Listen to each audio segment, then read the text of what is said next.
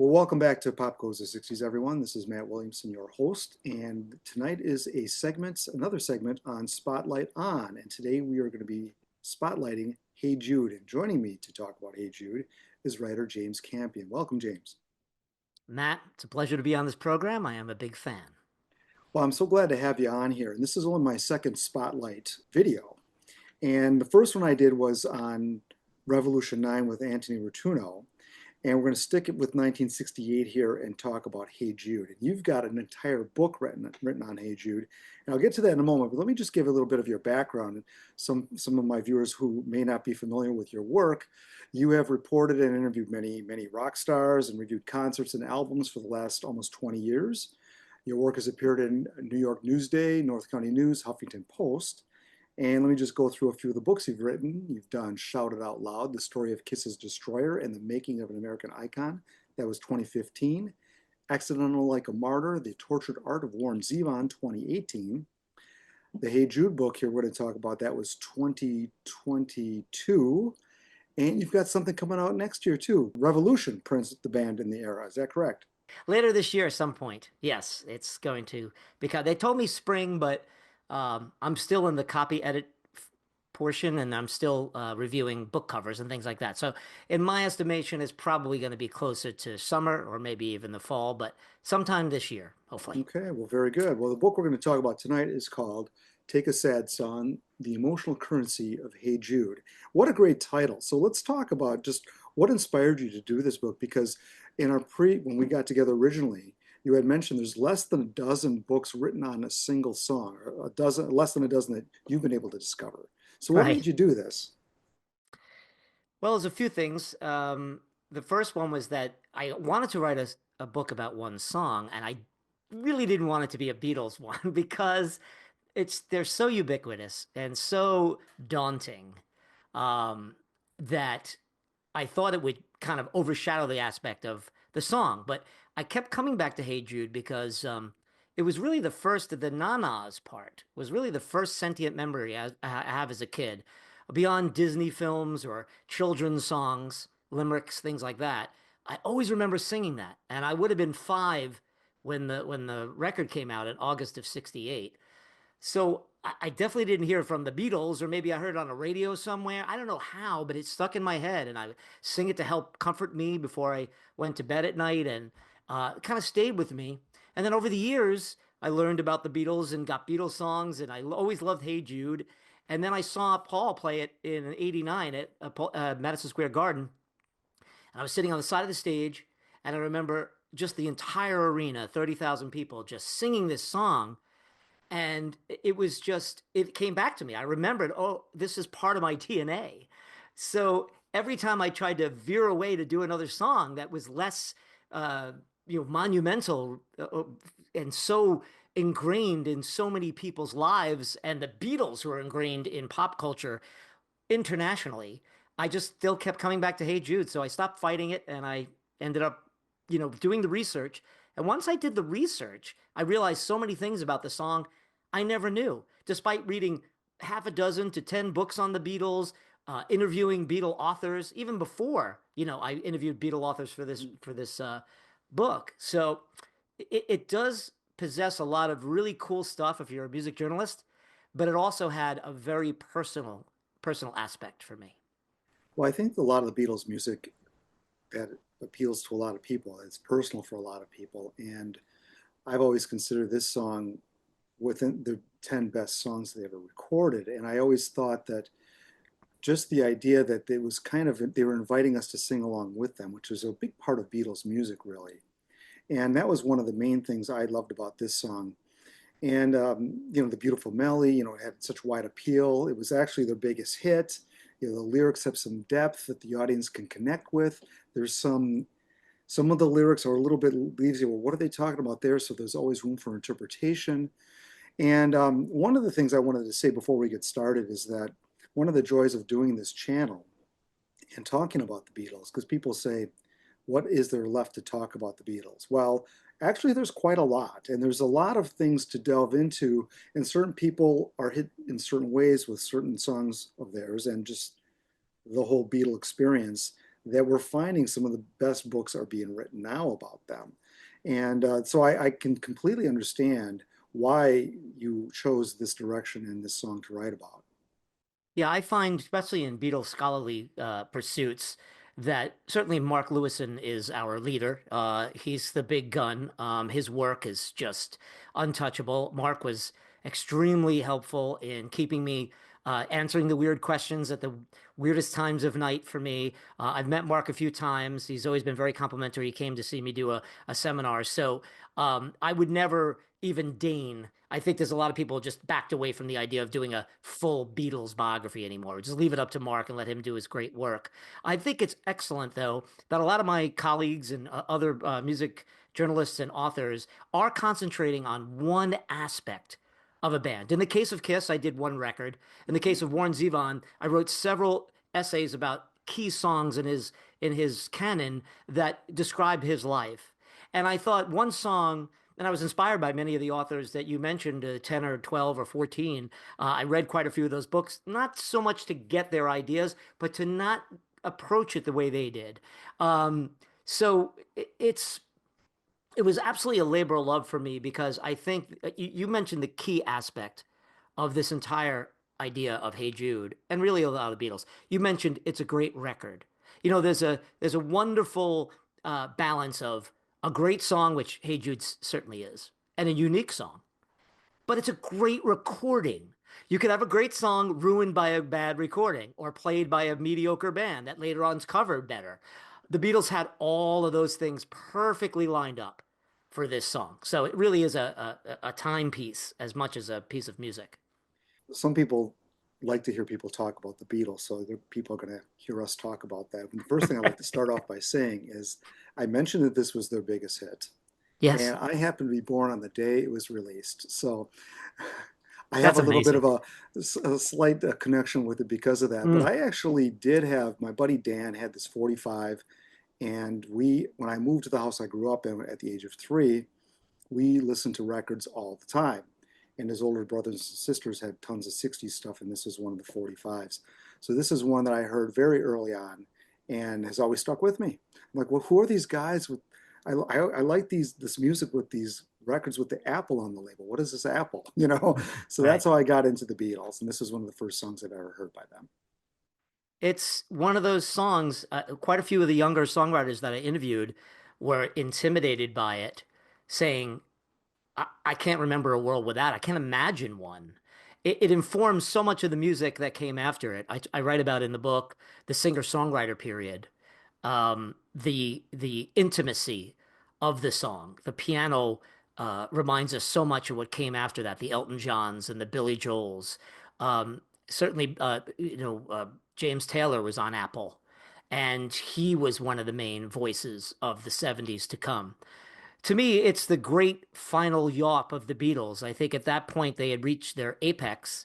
And I think after that, there's a lot of, they still make great music, no question about it. But you could kind of see that line where the band starts to go down a bit in their interpersonal relationships, their tightness because of their love lives, their personal lives, and of course, then the money, the management, the death of, coming out of it, which I read about in the book of Brian Epstein. So it's kind of this again, it's captured this wonderful little moment that never occurred to me, like what you just said, the biggest selling Beatles song. I would have just assumed before I started doing research, because I didn't know all the minutia, that it would have been She Loves You. I Want to Hold Your Hand, which were huge hits that were number one for many, many weeks, but not consecutive weeks, like nine, like it was in America in 1968. And it was the song of the year.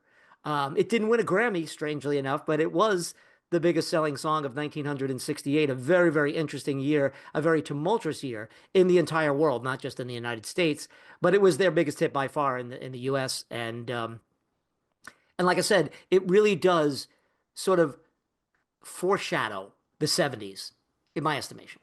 Yeah, that makes sense. And I hadn't thought about it until this moment, but if this had been their last record with Revolution on the B side, I mean, it would have made Wow. sense. And Yeah. it never occurred to me because we always, as Beatle fans, what do we want? We want more and more Beatles. So it would, it would be hard to to not have the albums that came after that. But I mean, I Sure. can see that this was a last, maybe a kind of a, maybe the last highest point that they had. I agree. I don't think Yeah. they ever got to this height again as a group.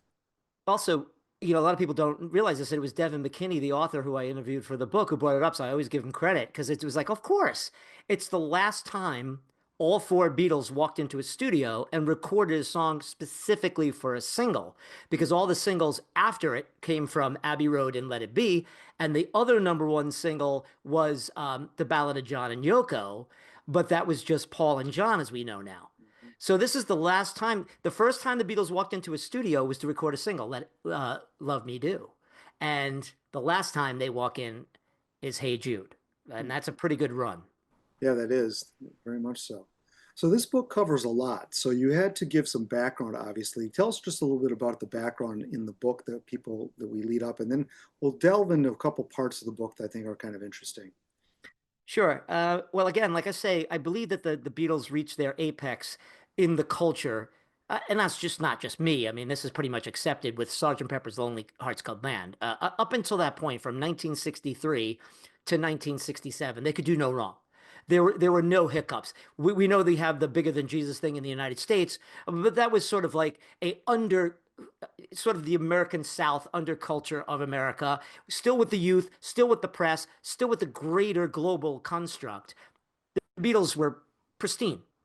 And then they had the death of Brian Epstein, and then they had the Maharishi, which sort of brought them into a different era of spirituality and being more like gurus per se for the generation. And then you have the failure of Magical Mystery Tour at the end of '67, and then you have the White Album, which was very contentious as well. So what I tried to do in the book is put a very brief history again, dopping my cap to Mr. Lewison, very brief history of the Beatles, because I've said this before, I write for my wife. Kurt Vonnegut used to write for his sister, assuming that his sister didn't know anything about the subjects he was writing. So he made sure that he brought in all the different aspects. So someone like my wife, who likes Hey Jude and is a Beatle fan, but doesn't know the minutia, doesn't know the story. I always find it very, very, it's very rewarding to write about history in the sense that it's always a domino effect. Nothing just happens. Everything happens after because something else happened. And I thought it was really cool to kind of take the readers, even if you know the whole story of the Beatles, to let you know where they were at that precise moment. Not only as a band, but as icons in the culture for the generation, and also where they were personally. John, Paul, specifically, I write about in this book in length, but also George on a spiritual journey. And of course, Ringo on a journey of trying to figure out if he's in this band or not. During the making of this record, he had already quit the Beatles and come back. And as we know, George will do the same thing in less than a year. So it's a very interesting place where we find ourselves in the summer of 1968 with the Beatles story. Now you said you write for your wife, and now who do you think Paul was writing for in this song? That's a really interesting thing. Now that what I mentioned earlier, that's one of the things in this book I really liked. Who is Paul writing for in this song? And that's where we get into the discussion because we don't know for sure. We have to guess. Yeah, so Paul tells us he originally was inspired by writing it for Julian, who was the son of John Lennon, his best friend and composer partner, whom he loved from the time they were both teenagers. Interestingly enough, Paul and John both lost their mothers as young men, but not as young as John lost his family. John was the same age as Julian was. Again, great irony or great serendipity, as when John told Cynthia and Julian that he was leaving them to be with Yoko. And so Paul sees this immediately. And Cynthia was ostracized by the Beatle camp because everybody listened to John. John was still very much the leader. But Paul thought that was bull. And he decided to go up and visit Cynthia and Julian because Julian even said years later when he was an adult, I only have pictures and have memories of playing with Uncle Paul. I don't really have much from me and dad. And so when Paul went up there, he was very much a surrogate father and a friend of Cynthia. Cynthia and John got together at 16, and Paul and John got together at like 14, 15. So he's pretty much known Cynthia his entire life. that he's known John, Yeah, they almost got as to long as he's known John, yeah, right? they got together in college, and Paul was hanging out with John, and they would go over to the Paul and George would go over to the college and sit around with Cynthia and John and Stuart and the rest of the people there. So Right. yeah, they got to know each other at a very young age, and Yeah, almost as a she was probably like an older sister to Paul. very much so. And there's that great connection that Paul has not only with John but with his son. And so John, Paul's told that story a million times, and I had to put it in the book. But then, we know the famous story where Paul plays it for John and Yoko, and John goes, "Oh yeah, this song's about me." And John never talked about Paul's songs more than one or two lines. But in several interviews, especially right before he died, he tells that wonderful story about, he said, "This is about me. This is about me. Hey, Jude, hey, John, go out and get her. Let her under your skin. Let her into your heart. You have your chance. Go get her." Giving him, special dispensation to go leave his family. But at the same time, Paul is comforting John's family. And then, of course, Paul has just consummated his relationship with Linda Eastman, who as we know, we don't know it in 1968, but as we know, will go on to marry the next year and spend the rest of his days with. I think they were only apart like 1 or 2 days the entire time they were married. And then, of course, John and Yoko, except for the lost weekend in 74, will be together for the rest of their lives. So these two men who are like brothers, who lose their moms when they're little, they find these two women around the same, about a couple of weeks apart, and then they end up getting married to these women days apart in 1969. To me, that was the great revelation. And I think Hey Jude is their story. It's so the long answer is, and I think you know this, Matt, because if you've followed this kind of stuff, Paul originally writes it like all songwriters. You have an inspiration for Julian, Hey Jules, and then he thinks about what he's going through. And of course, John's going through the same damn thing. And it's just amazing the parallels that these two young men have had up until this point.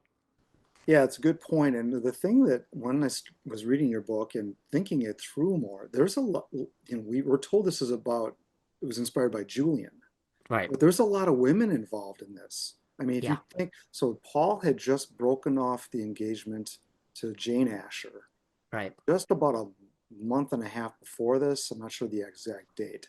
Summer of 68, this is all going on. Linda, who he had known for a while, and she was kind of one of his main squeezes in the United States. So when he goes there with John, somehow something clicked, and that was kind of it, because she comes back to England at some point, and there was kind of a woman in between there. Yeah. But yeah, I mean, as soon as Linda's really in Paul's life and comes to England, that's it. And she's pregnant within a couple months, and they're married within a couple months after that. Very similar to John. Yeah. The Yeah, women, right. yeah. You nailed it. The women are also parallel. They're both ostensibly Americans. I know that Yoko originally from Japan, but she was educated and grew up in New York in the Hmm. area. Both went to schools in Scarsdale. Of course, about 10 years apart because Yoko is 10 years older than Linda, or 9 years, something to that effect. But they both had uh, former husbands that were, you know, it didn't work out. They had daughters from these husbands, and both of their fathers were very rich, powerful men that were very influential on them. And they were both artists in their own right long before they met the Beatles. Yoko was a huge, people don't realize, you read about Yoko, she had her own thing 10 years before, 7, 8 years before the Beatles in New York City in the underground. And Linda took some amazing photographs of the Rolling Stones, Jim Morrison, the list is long, the Byrds. She had a resume of a fine rock photographer. I mean, that's how she meets Paul in the Sergeant Pepper's party in 67. She's there to cover it. Very And true. so Hmm. these women's parallels are incredible as well. They both, in essence, I think it was one of the writers I interviewed that said to me, in essence, they kind of married the same woman. Hmm. And the women prior to that were also of an artistic background. Look at Cynthia for one, and then Jane Asher for another. She was a stage actress, and I don't think Paul could quite get his thumb on top of her. I'm not Right. quite sure. Um, that's a different story that has not really been told very well because think Jane Asher's never said anything, which is pretty cool, I think. Amazing. And I think that's, so I mean, too. talk about the person to come out of the Beatles camp with the most class is probably Jane Asher when it's all said and done. Yep. But Yeah, there's a lot going on here because I think McCartney, the Jane Asher thing, I think probably hit him harder than he would care to admit. And I don't know, she basically left him, and I think he wanted her to be the stay-at-home mom, the northern male kind of thing that was very common. And Paul kind of got over that, as did John with Yoko. They went to that next level, that next tier of, I guess, husbandry together. Because essentially, I mean, Paul and Jane were they were living together off and on since like 1963, I believe, although that wasn't widely known. So anyway, a lot Mhm. going on here. And then the other women that we have, like you had kind of alluded to, were their mothers. And that was always something at the foundation of a lot of their writings, particularly Lennon, who let that be known more. McCartney less so, but I wonder how much it affected his writing throughout his career, especially during the Beatles. Well, John talks about this very extensively in a Playboy interview in 1980. Um, as you know, their first songs they ever wrote was John's was "Hello, Little Girl," and Paul's was "I Lost My Little Girl." Um, John absolutely said that he thought "Hello, Little Girl" was a homage to his mother. And of course, he wrote several songs, not the least of which "Mother" as a sing, but of course "Julia." And he later on said that he wrote quite a few songs depicting this magical woman that one day will come down and save him, like Lucy in the Sky with Diamonds, that kind of like the picturesque woman. And for Paul, he had given an interview in the '80s where he said, now that I think about it, the middle eight, the bridge to Yesterday, why she had to go, I don't know. She wouldn't say. I cover it earlier on in the book, and this is readily available information, but I wanted it to all be in here so you can get like sort of the foundation of the song. That when Mary, Paul's mom, had breast cancer when she was first diagnosed, in those days they would send you off to hospital, and you would be sequestered, and so the children and the everyday life would not be disrupted. And then she was a nurse, so she gave herself over to the medical community to help her, but they didn't have quite the medicine or science we have today. So Paul goes from 13 years old, his mother's fixing a skinned knee and giving him a hug. By every account, she was a very loving, caring woman as a nurse, not only to Paul but the entire community. And then the next time he sees her at 14 years old, she's a dying shell of a woman in a hospital bed. And for John, it was much more concussive and much more horrific and traumatic. His mother, who sort of abandoned him, and his father. I mean, he blamed a lot about his father, but his mother ended up having a child from from an affair. Father comes back from, he's a seaman, and he doesn't, his wife's like, well, I've got this bit, so they're estranged. But he wanted to be with his mom, but he kind of panicked. And so when Aunt Mimi took John under her wing, Julia was more like a sister character. She introduced him to music, gave him his first, ukulele or whatever it was, or banjo, and, always inspired him. But she was a wild, sort of youthful woman figure for him. And then she gets cut down, murdered, in a car accident by, a drunk driver he said was an off-duty cop. And so this is much more traumatic, I say, than Paul. But both of them had a similar experience. And Paul, in a couple of interviews, said, we cried over it. We talked over it. We knew about this. And then when I started listening to the early Beatles love songs, I started to pick out these little nuggets that talk about the fear of losing or finding someone and holding on to them because it's not finite, that it's so ephemeral. And I believe that that's the beauty of those early Beatles love songs. And that's why I think they attracted so many young girls, so many young women that were really the core of Beatlemania. Mm-hmm. It was the women, the young girls, that really drove them and drove their popularity at first. And I think they spoke, and Paul talks about how, from me to you, we were speaking, she loves you, I want to hold your hand. They were kind of speaking to these women through their songs. So I think it's all there. And again, I'm a junior psychiatrist in this, or a psychologist in that sense.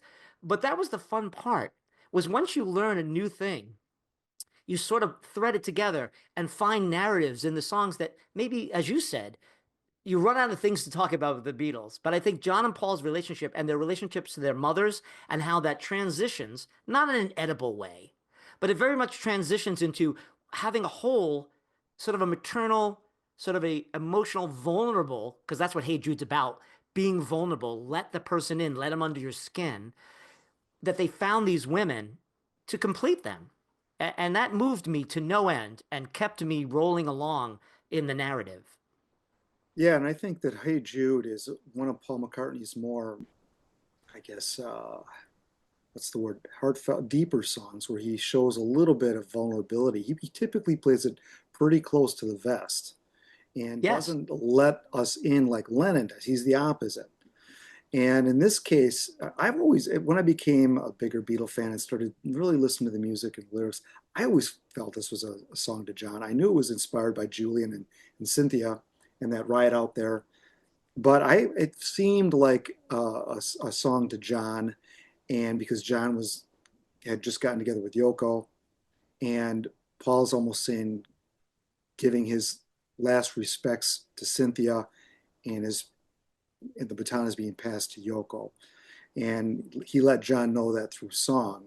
And John's realization of that, and he's talked about it, I think John was probably right about that because I mean they knew each other so well, even though they didn't talk about it in those in that sense, but they just kind of knew it. So yeah, Paul McCartney, I thought, oh, he really, this is kind of a deep Lennon song that he does, and I think you and I were talking before that it starts almost like a chain of songs that they write back and forth with this emotion.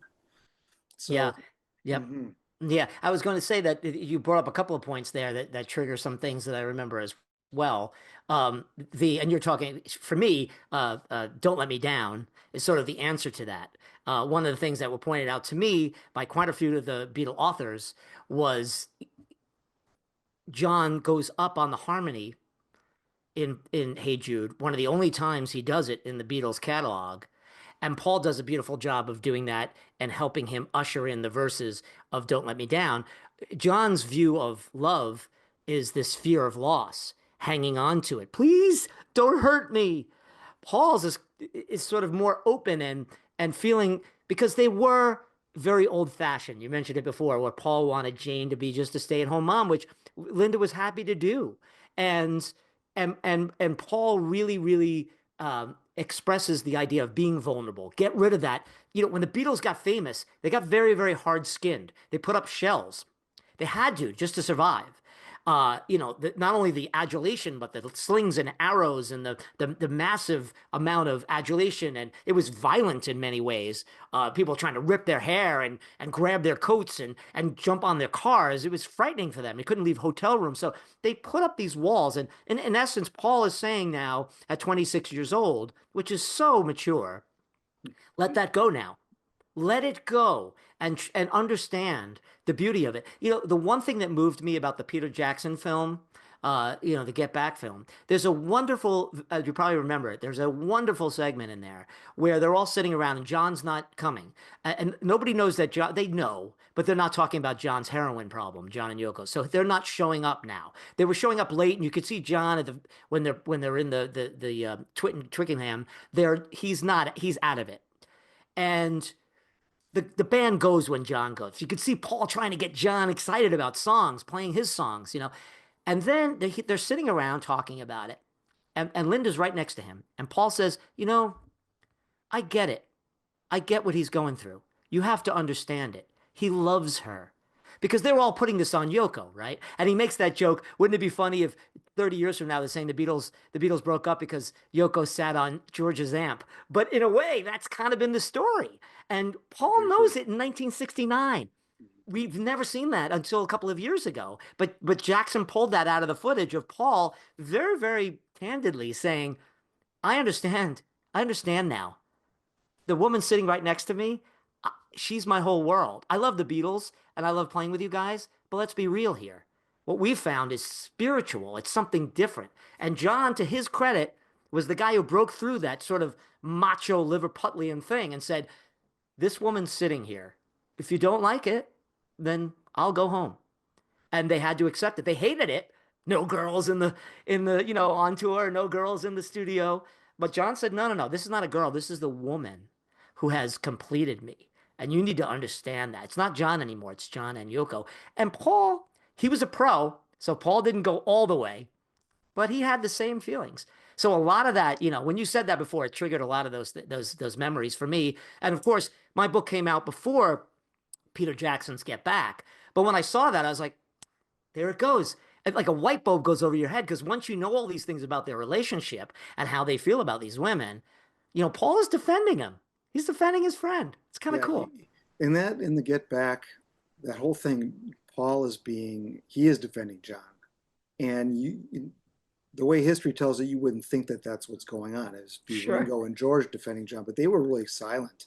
They were just kind of not defending anybody. They're just trying to get through it or whatever. And there was a lot of good moments in that, a lot of seemingly very positive moments, but there was an underlying tension, I guess, of just their maturity pushing them away from each other as a group and into the arms of their spouses, I guess. Hmm. So true. And it's tough for Beatle fans to understand that, certainly then. And there's also the English, old world mores of you get married, that's it. I mean, that's why John married Cynthia. She was pregnant and he did the right thing. He did the noble thing, which Paul was going to do too when he impregnated a young woman and she had a miscarriage. So he dodged that bullet in a way. But I mean, it could have happened to him. And it happened to so many young people at the time.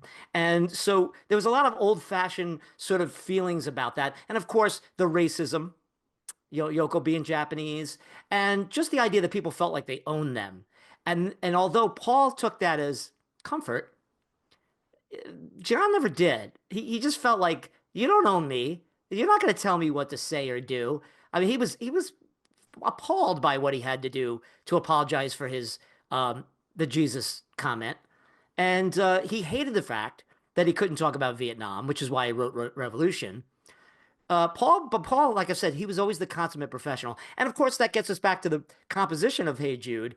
I mean, the guy is I mean, this is the understatement of all time, but he's such a great songwriter and craftsman. He could do anything to get your emotions going. Some people always looked at that as sort of treacle or phony or, what did John call it? Granny, you know, uh, but I think it's a talent. Paul had an amazing talent to get under, our emotions and pull it out of us. But a lot of that was structural. He was just a damn good songwriter. And no better was it shown than on this song. Yes. And just the structure of the songs. So let's talk a little bit about just the players and the instrumentation because it starts a cappella and with a piano that's added, and slowly the instruments build. And I want to talk about just the vocal and John's backing vocal. My favorite, one of the things I always notice about the Beatles, because the very first album I ever heard of theirs was Introducing the Beatles. For those of you in England, that would be Please Please Me. Right. And I was always captivated by their harmonies, their 2 and 3 part harmonies. And I remember Pete Townsend had talked about the Beatles, and this was probably in the mid 60s, 66, 67. They were talking about the Beatles as players. He said, well, I listened to them for their vocal harmony.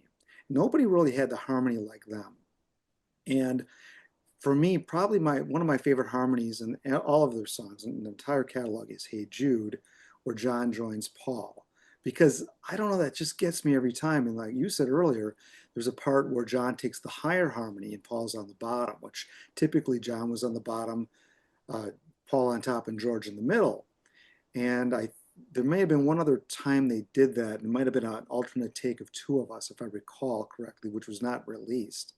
I have to go back and check. But anyway, I just love the vocal treatment in the entire song, John's harmony, and I think John really enjoyed singing that.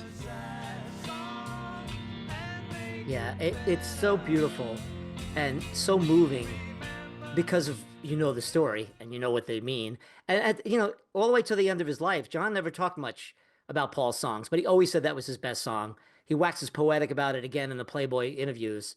So he loved the song so much that he wanted Revolution to be the A side, but he acquiesced because he was like, no, no, no, Hey Jude, holy mackerel. Like it just bowled him over. Of course, again, he thought it was about him and it made him feel good about making his decision to be with Yoko. But he sings that so beautifully and his voice cracks just a bit, which gives you that emotion. True. And I was going to say, you mentioned about the a cappella opening. One of the things that I did learn as well, and a lot of the Beatles scholars talk to me about this, and that is so many Beatles songs that start with the name of the song Yes. and the title right off the bat. So when you ask somebody, how does Hey Jude go? Hey Jude, the Mhm. first seconds, you Yeah. get the whole thing. You get the whole thing. And after that, it's all gravy. I just like, she loves you, yeah, help, I need somebody. He's a real nowhere man. It's amazing they had this ability to just bring you in immediately. Immediately. And now they're not the first to do it. You got Strangers in the Night, or, there's so many great songs that open up Amazing Grace, that open up. Oh, I Sure. have to say, how does Amazing Grace go? Amazing Grace. So, but Paul was such a great craftsman, and the Beatles were so good at it. And it was even, and not even just them. It was George Martin that said, "Open up, She Loves You" with the chorus. And I mean, that thing just jumps out of the radio. An Yeah. amazing job, and just the opposite of "She Loves You," which, by the way, again, Tim Riley, I got to give him credit, one of the great Beatles scholars. He was the guy that pointed out to me the thread between "She Loves You" and "Hey Jude." I mean, think about it. They're both second person songs, spoken from the second person to another apocryphal person. The younger man is saying, "She loves you, man. That can't be bad. You got to go get her. Stop ignoring this." In that song, though, they're kind of saying, "If you don't do it, though, I'm going to go in." Whereas in this one, Paul is rooting on the apocryphal Jude and saying, "Come on, this is right in front of you. Take it. It's within you to do it," which I write about again, 1968 being such a tumultuous year. People came to this song and understood it and felt comforted by it because he's talking to people. He's talking to Jude like he's talking to people. I think it was one of the psychologist professor that pointed out to me how genius that is. Because when you speak directly to people, it seems polemic, like you're preaching to them, like you're trying to do a bootstrap thing. Come on, buddy, chin up. It's not that. It's not that. It's showing the possibility that you could make it better. You could do this. He's not promising you anything. He doesn't make that grandiose statement that John makes with "all you need is love" or "give peace a chance." But yet it's still communal. It's still a communal song, and it does the great thing that all great songs must do. They have to be universal and personal. Hmm. That's a Yeah. very hard Mhm. tightrope. The great ones do that. And this one, it has it in spades. And you had mentioned in our intro that when you heard this song, it was a song of comfort to you at night. And I Yes. think I kind of consider this one of the ultimate comfort songs out there. And it is a consoling song. And I think that that's one of the reasons why it had such a wide appeal. Like what you just said, it appeals to the emotions and it's universal. Yeah, and just watching Questlove's beautiful homage to the Saturday Night Live music history, and I grew up with that. I watched the very first Saturday Night Live. Billy Preston played that first one. I watched it because I was a huge George Carlin fan, and he was the host. So I saw Elvis Costello stop the song in the middle, and I watched the band for the first time on there, and I saw the Stones on there, and I was introduced to Gary Newman and Patti Smith, and he does this whole 2 hour. I don't know if you saw it, but you should see it. Mm-mm, Everyone I should haven't see seen this it. thing. It's brilliant. And he ends it with McCartney singing "Hey Jude" in the 80s on Saturday Night Live, and everybody in the room singing it. And then he goes through the whole history again. But of course, he uses that song because you can't follow it. It's hard Sure, to find. sure. Even Paul ends his shows now. I know he comes back out for the encores.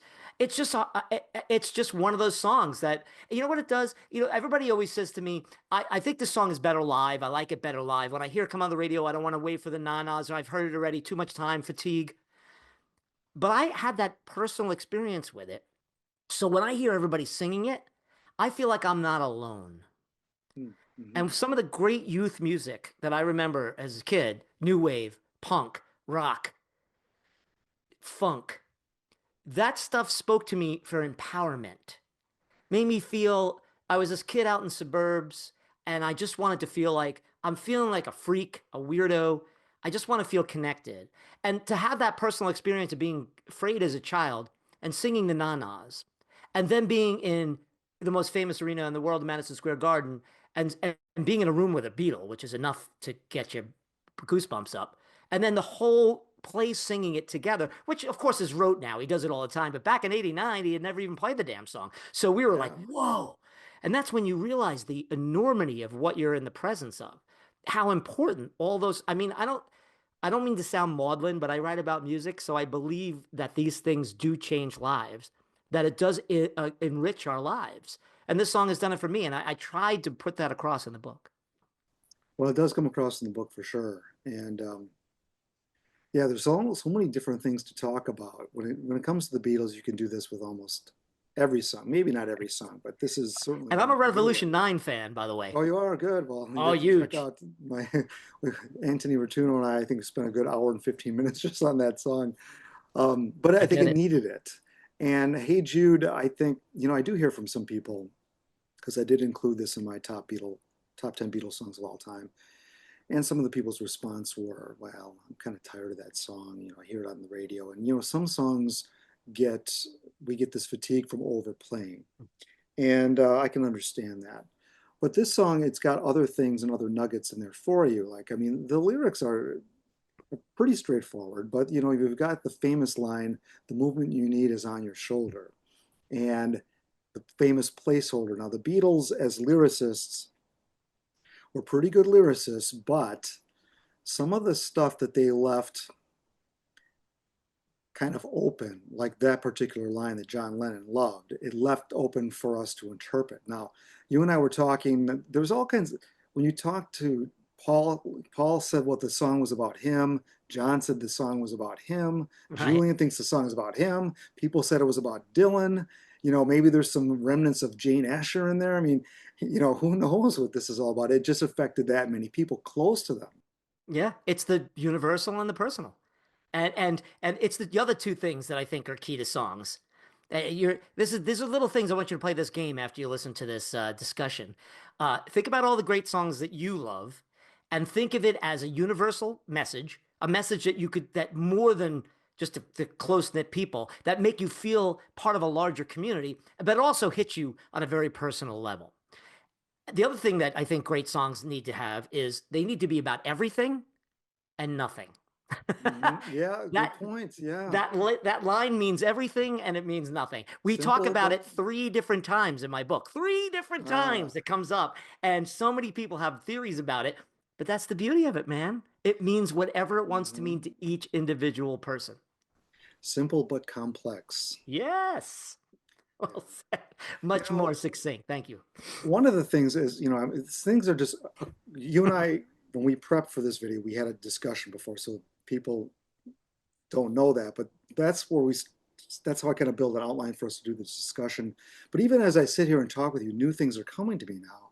And one of the things that just occurred to me as you were talking was this idea of how the communication between John and Paul in this song was so palpable to each one of them, I think, that there's one guy that's kind of the odd man out, and that's George Harrison.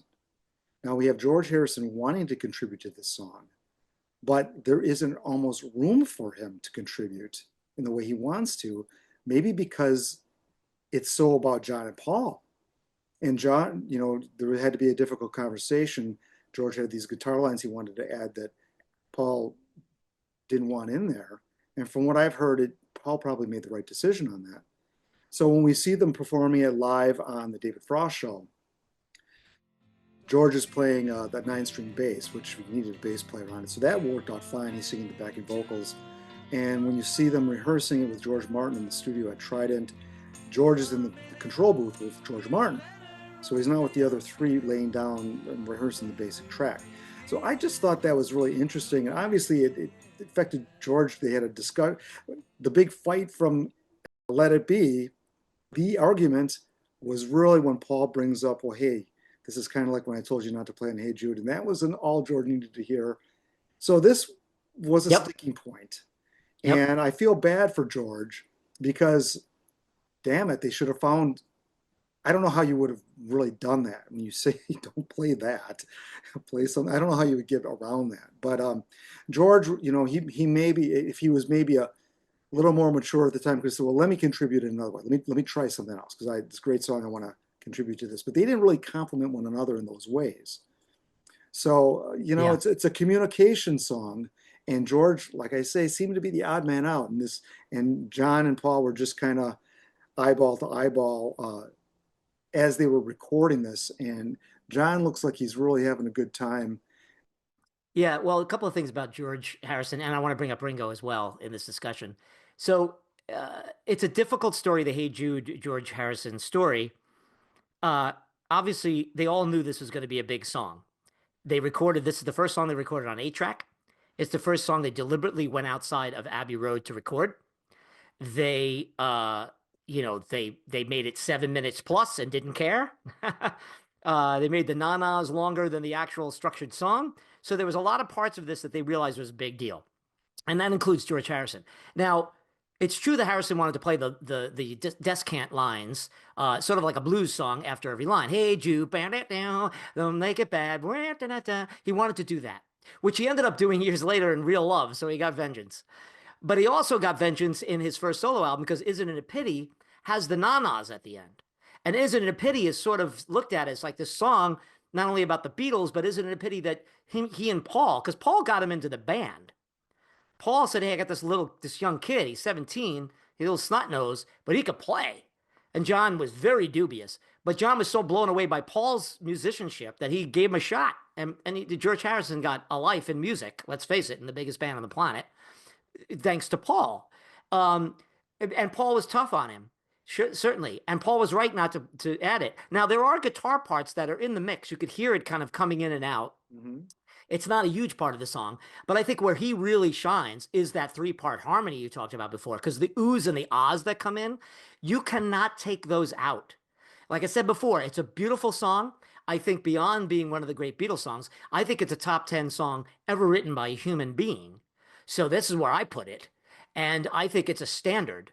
So, but it's the record that does it. So we could talk about all the different layers of how that builds up, but the oohs and the ahs when they come in are so integral to how the emotions are built up in that song.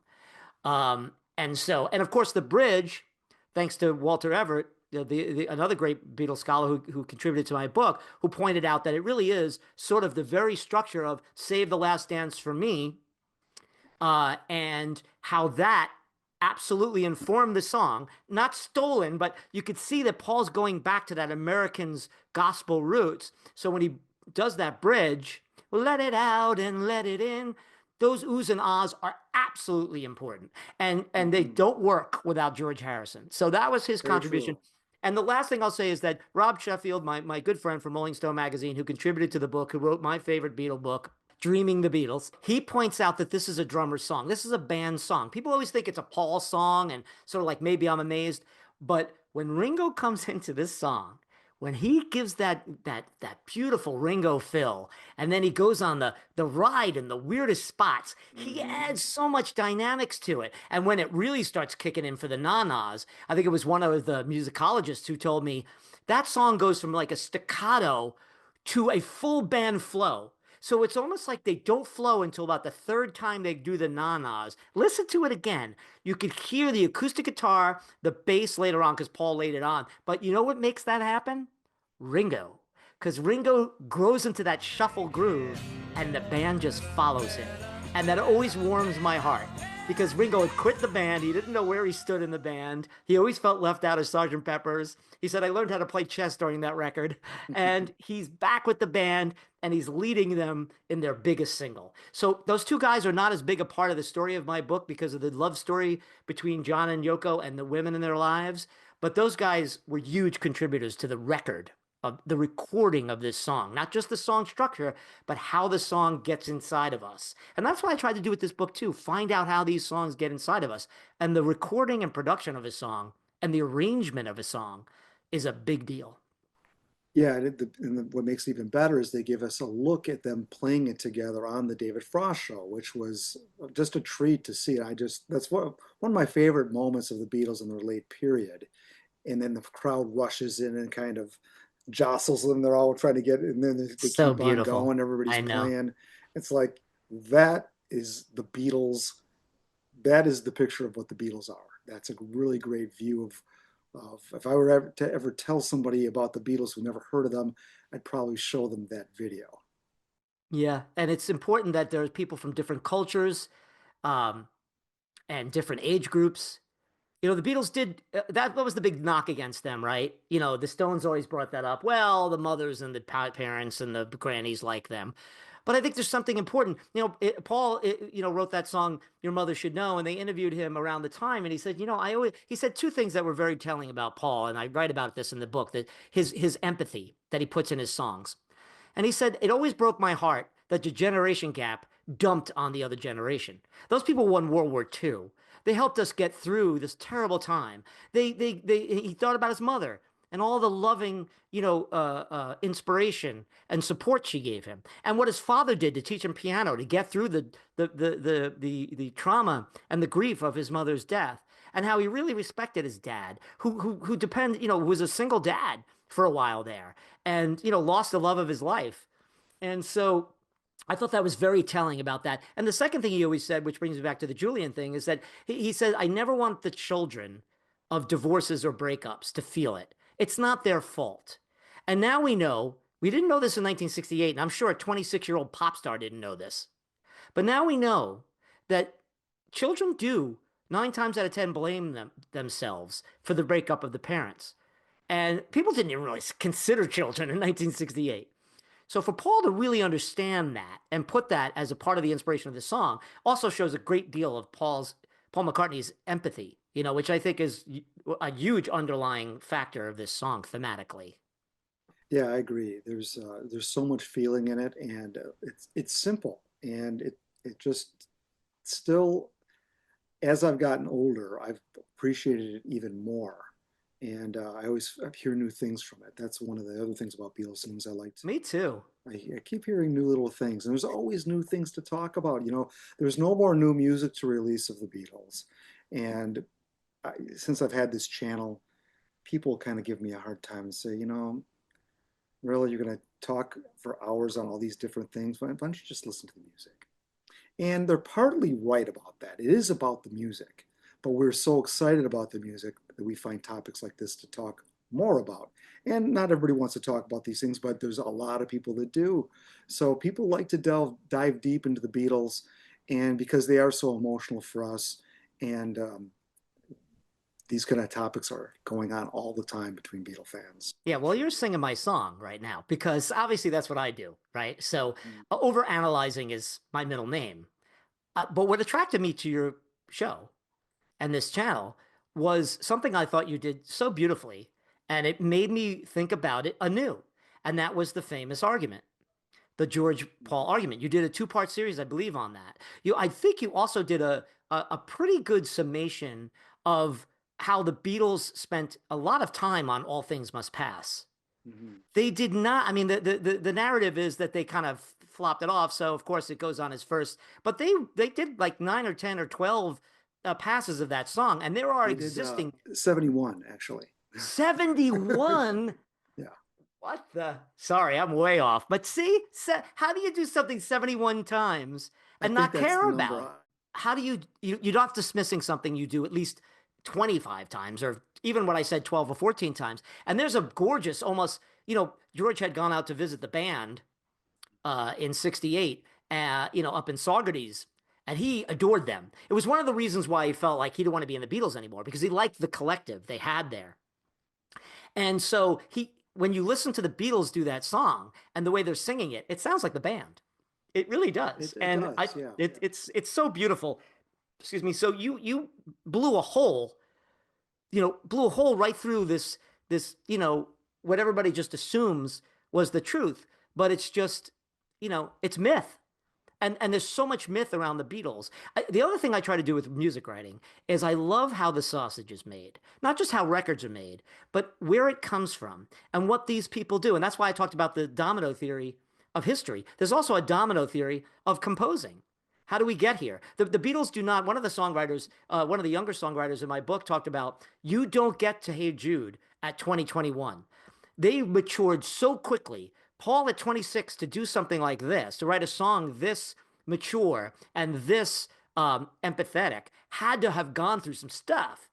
And more did they So ever true. do that. I mean, they grew up Mhm. fast in Hamburg. They grew up fast in the world. And by 20, it's so funny looking at the Beatles, the pictures of the Beatles from 62 to 70. They're completely different human beings. It took a lot out of them. And this song again reflects that. There is some looking back. I think, and I also talk about in the book. I don't think a lot of people realize this, but I think at that time the Beatles were talking about doing an anthology. What ended up being an anthology. Years later in the 90s, they started compiling all this old material. And it was the beginning of the Hunter Davies biography because they felt like their Mhm. story was being usurped by the press. So in 1968, they're like middle-aged men looking back at their younger selves, and they're only in their mid-20s. It's Yes. crazy, you Very know? much. That's very true. I've always found that a lot of their songs are as if they're older men looking back on a long life, and they're like in their 20s.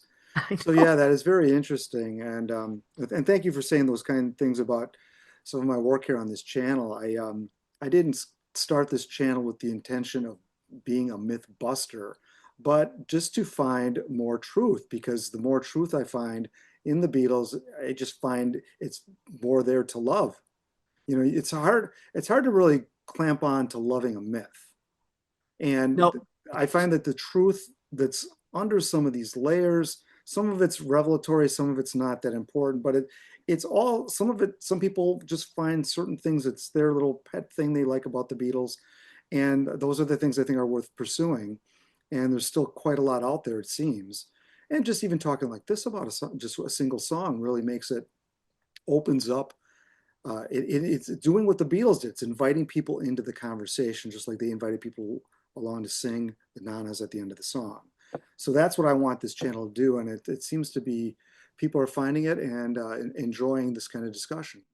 yeah, I mean, to me, again, my job, how I see it, and I was tutored just by reading it, and I got to know Grail Marcus, who's one of the great deans of music writing, For Robert sure. Christgau, Dave Marsh. These are, even some of the younger guys now that I love, Stephen Hayden and Rob Sheffield and those guys. To me, the reality is so much more moving than the myth. So much more moving because if you it's a Santa Claus thing, right?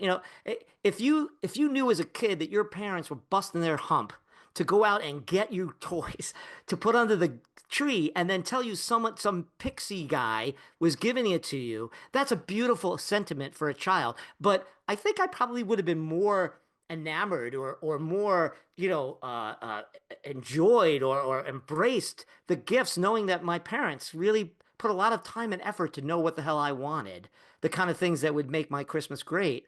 And so I always felt like that's the way I feel about music. There are so many myths about so many people. That's why I wrote my Prince book, because I wanted people to know about the revolution and how much they inspired him. Because the myth is that Prince did everything by himself. He did a lot of stuff by himself, but he was a man who loved to play with other people, jam and get ideas and grooves and build off of that. And that's how he made his music. And Mhm. that's not in the zeitgeist. That's not in the story. And I wanted to break that down. And Hey Jude did that for me too, because I really did write this book because I wanted to write a song about a book about one song because I wanted I wanted to find out. There's no way to find this out. It's magical. Paul always says magic, right? Magic, magic, magic. But it is very magical. What happens to us with music is beyond our understanding. But there has to be some way for intellectuals. We're thinkers, right? People are human beings are thinkers. We would like to know, why is this happening to me? Why do I get the chills? Why do I cry every time that guy says, "Hey, Dad, you want to have a catch?" at the end of Field of Dreams? Every time I don't cry ever. And that makes me cry every time. Why? And so that's what I try to get to the bottom with songs because they move me more than any other art form, you know? Mhm. Yeah, same here, same here. Which is why you and I do what we do, I guess, right? It's true. And you do a great job again without being too enamored with the host. It's a real pleasure to be on this show with you and watch you in your little cove there where I've seen you break down so many things before. And you do it with such reverence, but also an understanding. You don't just, blow smoke at it. You look at the good, the bad, the ugly, the positive, the negative, because nothing is one thing. It's many things. And that again was what makes art so infinite for me. More than any other, again, any other, and I do love film, I do love poetry, and obviously I love the written word. But to me, music has done, and you said it before, people may write back and go, why do you spend so much time just listening to the music? I think it was Elvis Costello, by way of Ray Charles, who said, writing about music is like dancing to architecture. But we still do it. We bang our heads against the wall, and you do it as well as anybody on YouTube, I believe. Well, thank you. That's very kind of you to say. And I got plenty of work ahead of me to do. So I got to You keep my do. nose to the grindstone here when I can and keep churning out good stuff. And I do have plenty of good stuff coming here in 2025. So I'm glad that I was able to do another spotlight on here with a writer, which is wonderful. So thank you for joining me. This was a really great conversation, and I'm hoping to do more songs like this as well, and just spotlight and just talk about the nuances of a single Beatles song. Yeah. And I think, again, Hey Jude's my song. I get it if people are fatigued by it. Like you said, it doesn't matter if you're fatigued. If it's a great song, it's a great song. Uh, but I think the sentiments and the ideas that are broached in my book, because I'm really just a sort of a I bring everybody. I have a salon. So I brought in professors of different disciplines, psychology, sociology, musicology. I brought in Beatle writers. I brought in musicians and songwriters from different generations and genders. I wanted people to just kind of say why the song works. And I think you can apply a lot of the theories and a lot of the ideas of my book to your favorite song. And it might be something completely opposite of Hey Jude, but for me, it's still one of the greats. And it was a pleasure to talk about it with you, Matt, because I know how much you care about this stuff. So I certainly thanks. do. And again, let's talk about the book here.